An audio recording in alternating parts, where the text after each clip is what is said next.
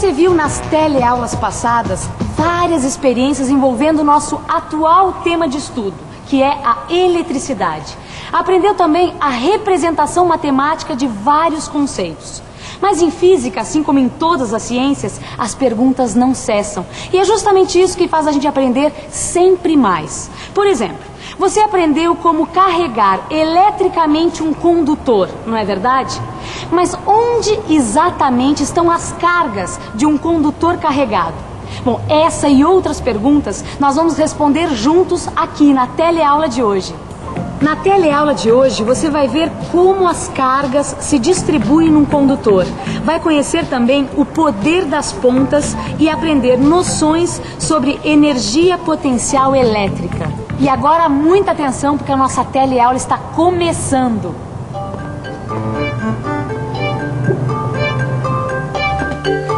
E aí, Gil?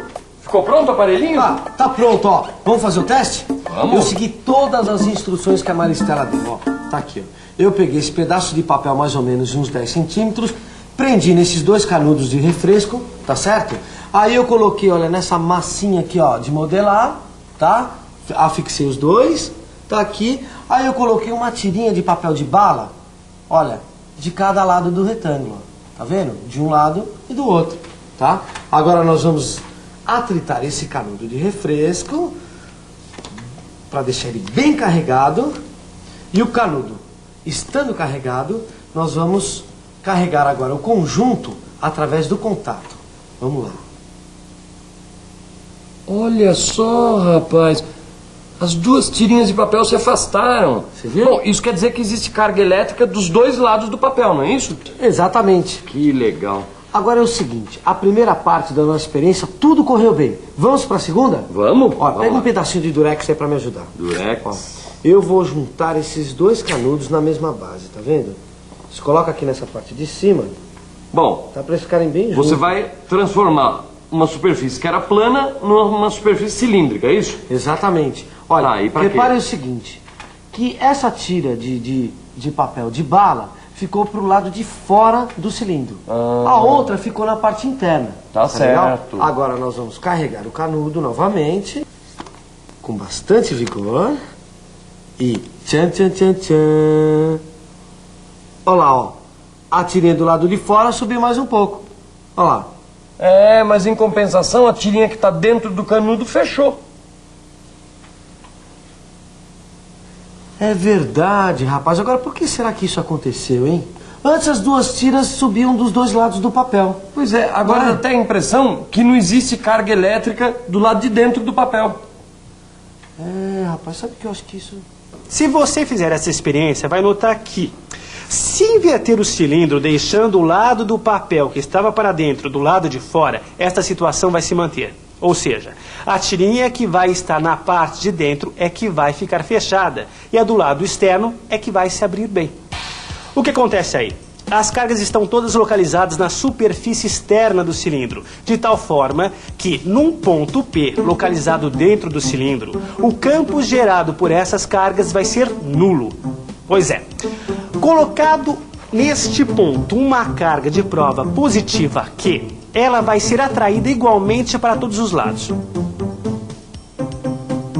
E a partir daí podemos obter duas informações muito importantes. A primeira é que, num condutor carregado, as cargas vão se localizar nas suas partes periféricas. E a outra é que o campo no interior de um condutor é sempre nulo. Ô Gil, Oi? e esse outro aparelhinho aí, pra que serve? Essa é mais uma dica que a Maristela deu pra gente estudar melhor a distribuição das cargas no condutor. Entendeu? Interessante, né? Mas ele tem outro formato, meio diferente. É, a forma do corpo influencia na distribuição das cargas. Entendeu? Agora, ó. Carregando, carregando e carregando. Vamos lá. Tá vendo? Olha lá. Olha, rapaz. A tirinha que está em cima ficou mais aberta que a tirinha colocada na parte de baixo do papel. É, então, ficou exatamente como a Maristela falou pra mim. Só que ela me falou também, Vicente, que esse efeito tinha um nome. Como é mesmo o nome desse efeito, rapaz? Eu tô O poder das pontas. Como é que é? O poder das pontas, Rosinha, é que as cargas tendem a se acumular nos lugares mais pontiagudos de um corpo. Por isso, a tirinha, que está na região mais estreita, fica mais aberta. Eu não entendo. Por que as cargas ficam espremidas nas pontas em vez de se espalharem de modo igual pela superfície? Imagine uma esfera ou um disco carregado. No caso de um objeto assim, as cargas estão espalhadas uniformemente. Agora imagine uma carga Q sendo empurrada por duas cargas vizinhas, Q1 e Q2, como forças F1 e F2. Veja que as forças são iguais, pois as distâncias são iguais. E essas forças tentam empurrar a carga Q para os lados e para fora. Mas como a carga Q não pode sair do corpo, seu movimento só vai poder ser para os lados.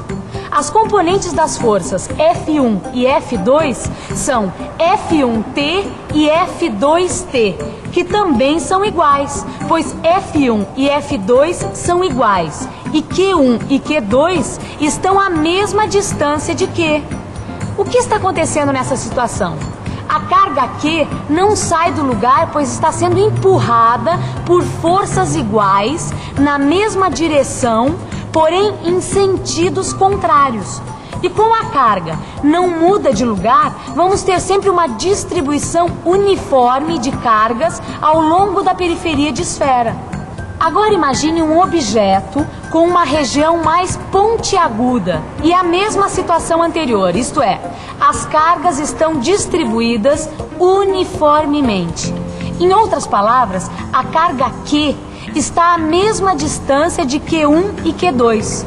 Também temos as forças F1 e F2, que ainda são iguais, e as forças F1T e F2T, que empurram Q tangencialmente. Mas nesse caso ocorrem algumas diferenças. Repare que F2T é maior que F1T, porque F2 está praticamente na direção tangente. Então, F2T é quase igual a F2, enquanto F1T é menor do que F1. Assim, a carga Q vai ser empurrada na direção de Q1, até que F1T e F2T se tornem iguais. E por essa razão, Q vai ficar mais próxima de Q1 do que de Q2. Então acabamos tendo um acúmulo de cargas nas regiões próximas à ponta do condutor. Isto é, as cargas acabam se acumulando nas pontas. É por essa razão, Rosinha, que os para-raios são construídos em forma de ponta. Mas para entender mais esse assunto, nós temos que aprofundar o estudo de eletrostática. Nós temos que ficar por dentro do que é energia potencial elétrica.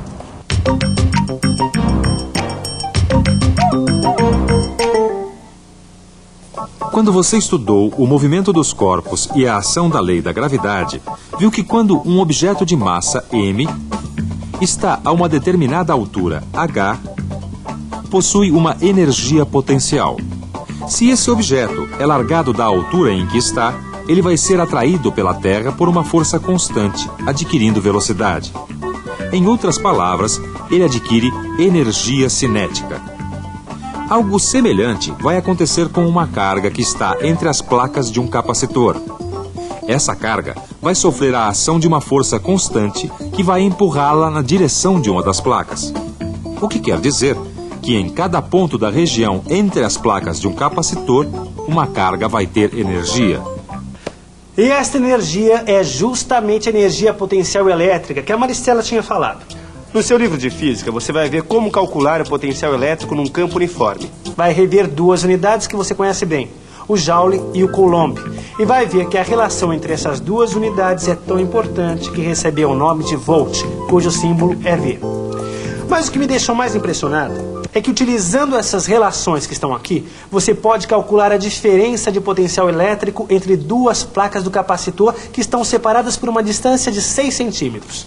E sabe qual é? 180 volts. Mas peraí, Gil, 180 volts? Acho que a gente não vai poder ter toda essa carga nesses aparelhos de papel que a gente está fazendo, né? Eu também acho estranho, viu? Mesmo que a gente conseguisse fazer um capacitor, eu acho que nós não poderíamos ter 180 volts. Imagine só a gente encostando um capacitor de 180 volts, o choque que a gente não ia tomar. Mas peraí. Agora eu tô pensando uma coisa melhor. O quê? Será que a gente não pode ter 2 objetos carregados com uma grande diferença de potencial elétrico sem que isso cause problema? Pode ser? Peraí. Você tá querendo dizer que tomar um choque de 180 volts não é perigoso? Eu não quero tomar um desses não, Vicente. Você tá louco? Não, nem eu, mas espera um pouco. Mas é verdade. Não, mas tudo bem, se você tá falando, Maristela, eu acredito. Agora, primeiro você tem que me provar que nem sempre o choque é perigoso. Com prazer. Aliás, essa experiência é ótima. Olha só, aqui nós temos então a nossa igrejinha. Ela foi feita com o mesmo material de outros aparelhos que você já viu, certo? Então, dá uma olhada só. A igreja foi feita com cartão. Aqui nós colamos uma tirinha de papel de bala, olha só, saindo da torre da igreja. Nós pregamos também uma agulha para servir de para-raios, pode também ser um pedaço de arame. E olha só, esse canudo aqui, ó, serve como suporte. E todo esse conjunto está preso numa base. Na verdade, esse conjunto é um eletroscópio um pouco modificado. Exatamente. Então, olha só. Rosinha, carrega para mim um desses canudos de refresco. Carrega por atrito. Depois que o canudo estiver carregado, nós vamos passá-lo perto da agulha. O importante é não tocar o canudo na agulha, certo? Por isso eu vou passar o canudo a uma distância mais ou menos de 1 centímetro da agulha. Então, a agulha é o para-raio e o canudo de refresco vai fazer o papel de uma nuvem carregada. Ó, aqui está. Então, o que acontece com a tirinha de papel de bala? Bom, a tirinha de papel está subindo, a igreja está carregada. Sim, mas ela foi carregada como? Por atrito, por indução ou por contato? Bom, eu acho que por atrito e por contato não foi. Poderia ser por indução. Então isso significa que a carga da tirinha de papel deve ser contrária do canudo. Ó, aproxima o canudo aí da tirinha de papel para ver se ela é atraída por ele. Ih, foi repelida. Isso quer dizer que a tirinha de papel, a igreja e o canudo têm a mesma carga. Ah, então quer dizer que a igreja não foi carregada por indução. Maristela, essa eu não entendi. Como é então que a igrejinha foi carregada? Um raio, Rosinha. Como? Exatamente isso, um raio. Uma faísca elétrica pequena, não dá pra perceber. Olha só, você viu que as cargas levantaram a tirinha do papel de bala, certo? Então, elas pularam do canudo para a igreja. Você viu também que as cargas do canudo e da igreja eram do mesmo sinal. Tá, e como acontece isso? A gente já sabe que as cargas elétricas se acumulam nas regiões pontiagudas dos condutores. Então, ao aproximar o canudo da agulha, um grande número de cargas, olha, se acumulam, ficam nessa região. E aí o que acontece? Peraí que eu já sei.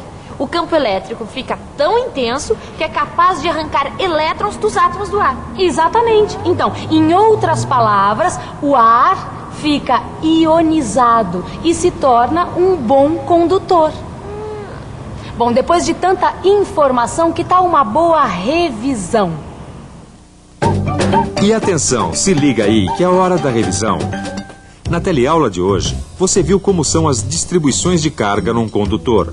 Aprendeu que as cargas estão nas regiões periféricas do condutor e que o campo no interior do condutor é nulo.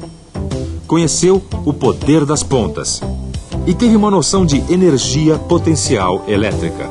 Agora é a sua vez de ir fundo no seu livro de física. Lá você vai encontrar todos os cálculos necessários para você se aprofundar no assunto. Até a próxima. Tchau!